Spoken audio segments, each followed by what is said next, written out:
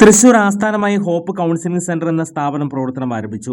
Hope psychology counselling സെന്ററിൽ കുട്ടികൾ, കൗമാരക്കാർ, മുതിർന്നവർ, പ്രായമായവർ എന്നിവർക്കായി സമഗ്രമായ മാനസിക സേവനങ്ങൾ, എല്ലാവരുടെയും മാനസിക ക്ഷേമത്തിലേക്കുള്ള ഒരു പുതിയ യാത്രയുടെ തുടക്കം കുറിക്കാൻ hope counselling centre, opposite Saroja hospital, Shoranur road, Thrissur. തട്ടകവാസികൾക്ക് അനുഗ്രഹം ചൊരിഞ്ഞ് ഉത്രാളിക്കാവിലേക്ക് മടങ്ങി. ഉത്രാളിക്കാവ് ഭഗവതിക്കായി എങ്കക്കാട് തട്ടവാസികൾ സമർപ്പിക്കുന്ന ദേശപ്പാന ചടങ്ങുകൾ കൂറ വരിച്ചതോടെ സമാപിച്ചു.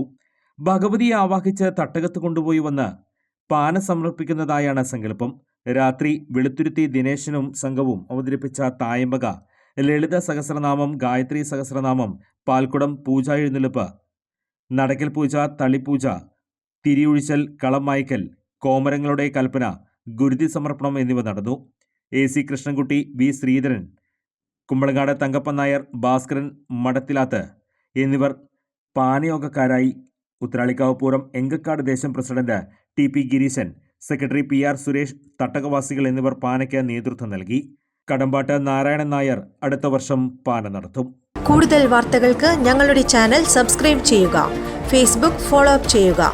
വാർത്തകൾ വേഗത്തിലറിയാൻ Anytime News.